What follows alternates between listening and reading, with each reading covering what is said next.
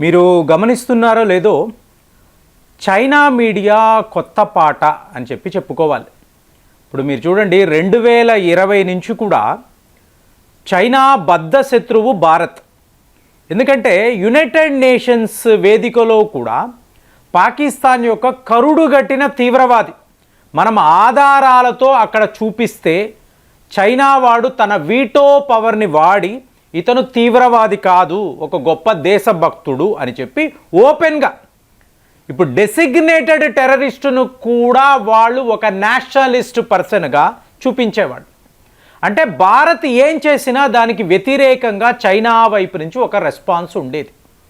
కానీ ఇప్పుడు చూసారు అనుకోండి, పరిస్థితులు ఎంతలాగా మారిపోయాయి అంటే ఇప్పుడు భారత్కి అమెరికా మధ్య ఈ టారిఫ్ వార్ అని మాట్లాడుతున్నాం అనుకోండి, మన దేశంలో మీడియా కన్నా, గుర్తుపెట్టుకోండి ఫ్రెండ్స్, మన దేశంలో మనం మాట్లాడుతున్న దానికన్నా చైనాలో చాలా పెద్ద లెవెల్లో చర్చా కార్యక్రమాలు, వాళ్ళ భాషలో 50% భారత్పై టారిఫ్ విధిస్తే ఇప్పుడు భారత్ యొక్క రెస్పాన్స్ ఎలా ఉంటుందో మీకు అమెరికా చూడబోతుంది.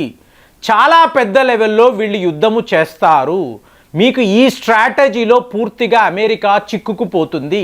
ఇలాంటి కథనాలు ఇప్పుడు మన దేశంలో ఉండే యుద్ధ నిపుణులు ఏం మాట్లాడారు? 2020లో ఒకవేళ చైనాకు భారత్కి మధ్య యుద్ధము వస్తే రష్యా ఖచ్చితంగా చైనా వైపే నిలబడుతుంది, ఇది కదా అందరూ మాట్లాడారు. కానీ జరిగిందేంటి? మాట్లాడడము వేరు, మీ యాక్షన్ వేరు. సో వ్లాదిమిర్ పుతిన్ ఏం చేశారు? డైరెక్ట్గా తన S-400ని భారత్కు పంపించారు. నేరుగా తీసుకువెళ్ళి లడాక్ వద్ద ఉంచండి, చైనా వాడి ఒక యుద్ధ విమానము కూడా దరిదాపుల్లో మీకు కనిపించదు, తీసుకువెళ్ళండి. రాజ్నాథ్ సింగ్ గారు వెళ్ళినప్పుడు ఇమీడియట్గా రష్యా రెస్పాన్స్ ఏంటి? S-400. సో డైరెక్ట్గా ఇవాళ ఆపరేషన్ సింధూర్లో S-400 యొక్క పనితనము చూసి ఎన్నో దేశాలు మాకు కావాలి రష్యా వద్ద వాళ్ళు కొనలేరు, కాబట్టి భారత్లోనే S-400 తయారు చేయండి అంటే చైనా వాళ్ళు నెక్స్ట్ 50 ఏళ్లలో 6 యుద్ధాలు చెయ్యాలి అన్నప్పుడు ఆఖరి యుద్ధము ఇది రష్యాతోనే ఉంటుంది అనేది పుతిన్ గారికి బాగా తెలుసు. కాబట్టి చైనాతో మాకు లిమిట్లెస్ ఫ్రెండ్షిప్ అంటున్న వ్యక్తి ఇదే విషయం మీరు మాట్లాడారు అనుకోండి, భారత్తోనే వాళ్లకు లిమిట్లెస్ ఫ్రెండ్షిప్. ఈ క్లారిటీ, ఎందుకంటే ఇవాళ చైనాను భారత్ రష్యా ఎలా కంట్రోల్ చేస్తుందో మీరు చూడవచ్చు. దీనికి గ్రేట్ ఎగ్జాంపుల్ చైనా మీడియా. ఎక్కడ చూసినా ఇది ఎలా ఉందంటే, ఒక డిప్లొమసీ అనండి, సోషో ఎకనామిక్ కండిషన్ అనండి, భారత్ గత 10 ఏళ్లలో ఏం చేసింది. ఇప్పుడు 2013 అన్నారు అనుకోండి, 1.8 ట్రిలియన్ జీడిపి ఉన్న దేశము 2023 వచ్చే నాటికి 3.6 ట్రిలియన్గా ఎలా మారింది? 10 ఏళ్లలో ఇది ఎలా జరిగింది? మీకు ఇందులో ఒక 1 ఇయర్ మీరు కరోనా తీసేయాలి కదండి, 6 నెలలు అంటాం, ఇంకొక 6 నెలలు స్థితిగతులు మారడానికి, ఈ వ్యాక్సిన్స్ వాటి డిస్ట్రిబ్యూషన్ ఇదంతా చూస్తే ఒక 1 ఇయర్ తీసేయండి. మరి 10 ఏళ్లలో వీళ్ళు 3.6, ఇప్పుడేం మాట్లాడుతున్నారు?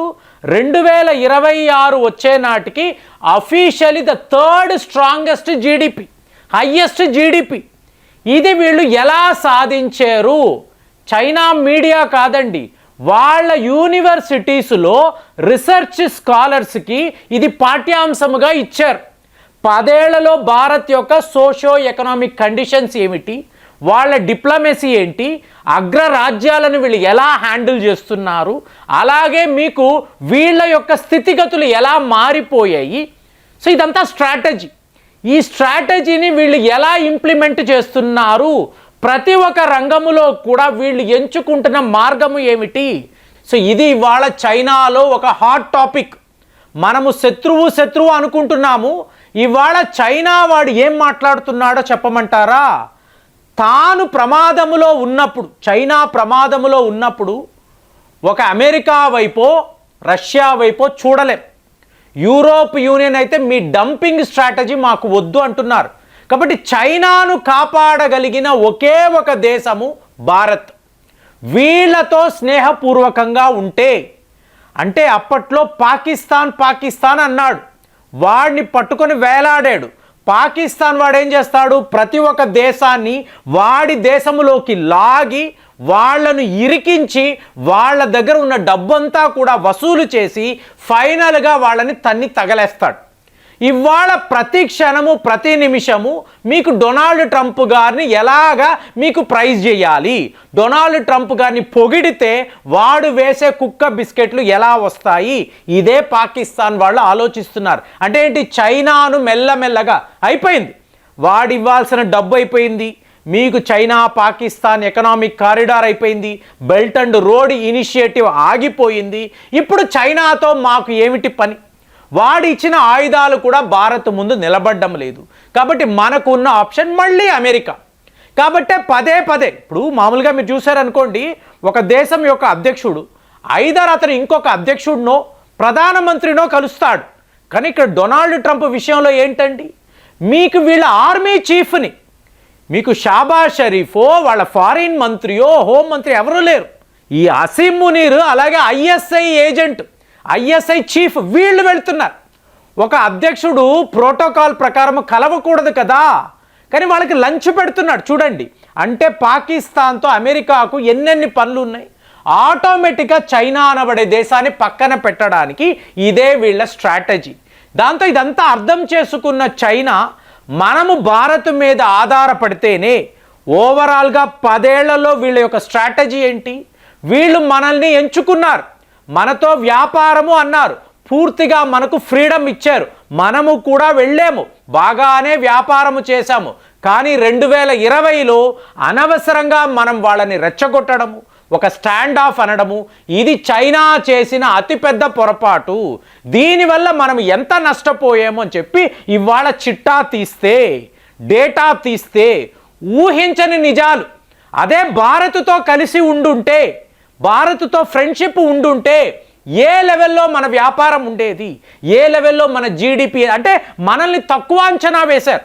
ఎలాగైతే ఇవాళ అమెరికా వాడు అనుకుంటున్నాడో చైనా వాడు కూడా మనల్ని తక్కువ అంచనా వేసి ఇవాళ రియలైజేషన్, అంటే రష్యా వాళ్ళు ఎందుకు భారత్ ముందు మీ ఫ్రెండ్షిప్ మీ స్నేహము మాకు టాప్ ప్రయారిటీ అని పుతిన్ ఎందుకు పదే పదే అంటున్నారో ఇవాళ వాళ్ళకి అర్థమైంది. సో భారత్తో ఉంటే ఎప్పుడు అడ్వాంటేజే, వాళ్ళతో ఉండడం వలన ఎప్పుడు కూడా వాళ్ళు మనల్ని మోసము చెయ్యరు, ఏమార్చరు. ఇవాళ చైనాలో వాళ్ళ మీడియాలో చూశారనుకోండి, భారతీయుల యొక్క ఈ దేశభక్తి అంటే జాతీయవాదం, నేషనలిస్ట్ మూమెంట్ ఎలా ఉంది అంటే, ఇది మనం చెప్పడం కాదండి, ఎలా ఉంది అంటే వీళ్ళు మెక్డొనాల్డ్స్ వెళ్ళడం మానేస్తున్నారు, కోకోకోలా తాగడం లేదు, ఐఫోన్లు కొనకూడదు అని అందరూ కాదండి, ఎంతోమంది ఇవాళ భావిస్తున్నారు. అంటే వాళ్లకు వాళ్ళ దేశం మీద ఉండే ఆ భక్తిని చూడండి. అంటే 10 లక్షల ఈ సాఫ్ట్వేర్ పవర్, ప్రపంచాన్ని శాసిస్తున్న ఇండియన్ సాఫ్ట్వేర్ ఇంజనీర్స్ అమెరికా అంతును చూడబోతున్నారు అని చెప్పేసి పెద్ద పెద్ద కథనాలు చైనీస్ మీడియాలో.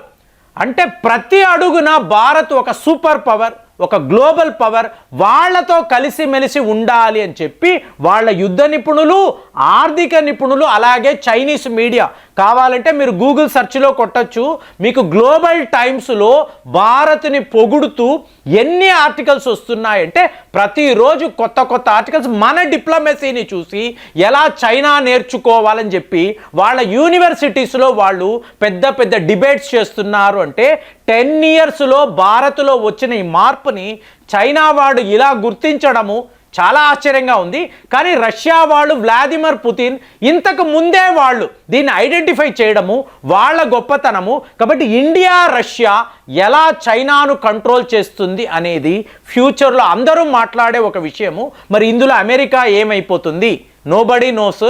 మరి చైనా మీడియాలో ఈ మార్పుని మీరు ఎలా చూస్తున్నారు, కామెంట్స్లో రాయండి. మళ్ళీ వచ్చే వీడియోలో కలుద్దాం. జై హింద్.